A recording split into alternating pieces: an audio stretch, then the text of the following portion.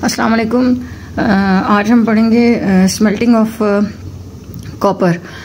Smelting of copper start करने से पहले आपको थोड़ा सा बैकग्राउंड अगर मैं बता दूं।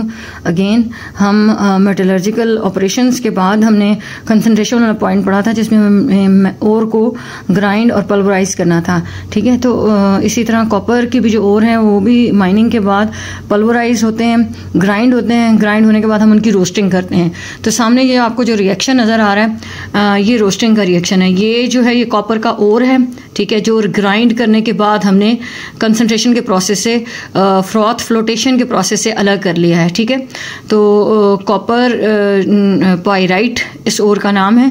इसको हम ऑक्सीजन के साथ हीट करते हैं तो हमारे पास जो ओर है वो चेंज हो जाता है कॉपर सल्फाइड में और आयरन सल्फाइड में। ठीक है, कॉपर पाइराइट जो कि ओर है कॉपर का, उसको हम रोस्टिंग के प्रोसेस में, कंसंट्रेशन के प्रोसेस के बाद रोस्टिंग के प्रोसेस में ऑक्सीजन के साथ हाई टेम्परेचर पे हीट करते हैं। इतना टेम्परेचर हाई होता है कि वो मेल्ट नहीं होता। मेल्टिंग पॉइंट से पहले हम उसको अलग कर लेते हैं। जब अलग करते हैं तो रोस्टिंग के प्रोसेस में हमारे पास कॉपर सल्फाइड और आयरन सल्फाइड ये दो कंपाउंड्स बन जाते हैं along with the sulphur dioxide gas जो इवॉल्व होती है। ठीक है, इस स्टेप के बाद हमारा जो स्टेप है वो स्मेल्टिंग, कॉपर की स्मेल्टिंग का आता है।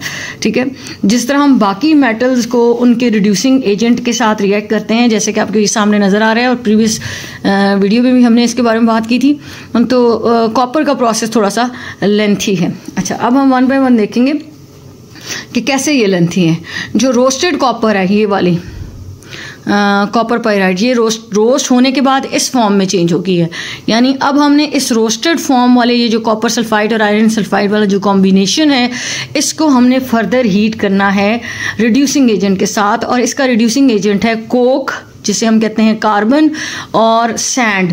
कोक और सैंड के साथ हमने जो रोस्टेड कॉपर है उसको हीट करना है 1100 डिग्री सेंटीग्रेड तक। ठीक है, जब ये इतने हाई टेम्परेचर पे हीट होगा तो डेफिनेटली मेल्ट हो जाएगा।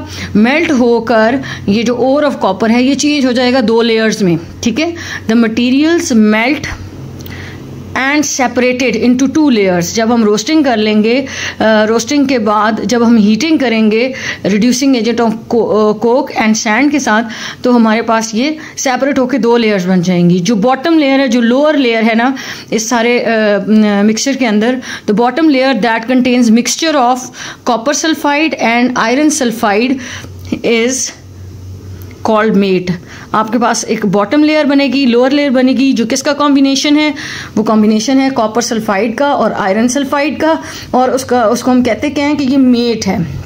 मेट जो है वो क्या हो जाएगी, सेपरेट होके लोअर लेयर बन जाएगी। जबकि आपके पास जितना भी बाकी का जो पोर्शन है, क्योंकि सैंड सिस्टम में थी, यहाँ पर आपको नजर आ रहा है सैंड है। ठीक है, while the upper layer is silicate slag. इस सैंड की वजह से आपके पास सिलिकेट स्लैग बन जाएगा।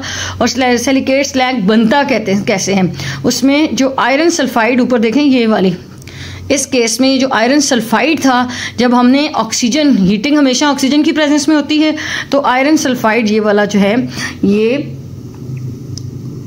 ऑक्सीजन के साथ रिएक्ट करके आयरन ऑक्साइड में चेंज हुआ। ठीक है, रोस्टिंग के प्रोसेस में आयरन सल्फाइड ऑक्सीजन के साथ रिएक्ट करके आयरन ऑक्साइड बन गया और सल्फर डाइऑक्साइड गैस इवॉल्व हो गई। जो आयरन ऑक्साइड है वो फर्दर, क्योंकि सैंड सिस्टम में मौजूद थी, तो वो इसके साथ मिलके FeSiO3 यानी सिलिकेट स्लैग बन गया, आयरन सिलिकेट स्लैग बन गया। तो ये पहला स्टेप था। उसके बाद अगले स्टेप में आप क्या कर रहे हैं कि जितना भी फर्स्ट स्टेप में स्लैग रिमूव हुआ है, लेकिन उसका कुछ पोर्शन हमारे जो फर्स्ट लेयर है मेट वाली जो लेयर है, जो कि ट्रीट नहीं की हुई थी फर्स्ट स्टेप में, वो अब हमने उसको यहाँ पे देखना है कि वो कैसे फर्दर जो कॉपर, क्योंकि हमारा अल्टीमेटली जो टारगेट है वो तो एक्सट्रैक्शन और सेपरेशन ऑफ कॉपर मेटल है, और जो कि अभी तक अचीव नहीं हुआ। तो अब हम क्या करेंगे कि जो हमारी लेयर फर्स्ट वाली थी ना, जो पहले जो मेट थी, जैसे यहाँ पे है पॉइंट नंबर 1 देखें, the bottom layer that contains mixture of copper sulphide and iron sulphide is called matte. अब हमने इसको ट्रीट करना है। इसको किस में डालेंगे, ये बेसमर कन्वर्टर है, इसमें डाल देंगे मेट को। मेट क्या है, कॉपर सल्फाइड और आयरन सल्फाइड का कॉम्बिनेशन है। इस मेट को हमने इस बेसमर कन्वर्टर में डाल के ये यहाँ पे देखें एयर पास कर देनी है। हम क्या करेंगे, कॉपर सल्फाइड और आयरन सल्फाइड यानी जो मेट है उसको बेसमर कन्वर्टर में डाल के उसमें से एयर पास करेंगे, तो जितनी भी आयरन के साथ सल्फर थी वो हटकर ऑक्सीजन अटैच हो जाएगी। यहाँ पर देखिए पहला पॉइंट, इन दिस प्रोसेस यानी बेस्मराइजेशन में क्या हो रहा है, in this process air is blown through the molten copper matte in a Bessemer converter. समझ आ गई, यानी जो मेट थी अब उसको बेसमर कन्वर्टर में डाल के उस लेयर में से हमने ऑक्सीजन पास की है। एनी रिमेनिंग आयरन सल्फाइड, जितना आयरन सल्फाइड था वो चेंज हो गया किसमें, आयरन ऑक्साइड में। ठीक है, ऑक्सीजन के साथ रिएक्ट करके आयरन किस में चेंज, आयरन सल्फाइड चेंज हो जाता है आयरन ऑक्साइड में। In the final smelting step, क्योंकि सिस्टम में कॉपर भी मौजूद है तो कॉपर भी कॉपर ऑक्साइड में चेंज होगा। जब कॉपर कॉपर ऑक्साइड किस में चेंज होगा तो अब सिस्टम में आपके पास कॉपर ऑक्साइड भी है और कॉपर सल्फाइड भी है। ठीक है, which react with remaining cuprous sulphide to form metallic copper. और ये वाली जो चीज है ये यहाँ इक्वेशंस में है कि फर्स्ट अटेम्प्ट में कॉपर सल्फाइड जब एयर पास की यहाँ पे मोल्टन मेट के अंदर से ऑक्सीजन पास की तो कॉपर ऑक्साइड बन गया। अब सिस्टम में कॉपर सल्फाइड और कॉपर ऑक्साइड मिलके वो रिएक्शन उन्होंने आपस में रिएक्ट किया तो कॉपर अलग हो गया और सल्फर डाइऑक्साइड गैस दोनों स्टेप्स में सेपरेट होके इवॉल्व हो गई। इस तरह का जो प्रोसेस है इसमें जो हमारे पास प्रोडक्ट बनती है उसे हम कहते हैं ब्लिस्टर कॉपर।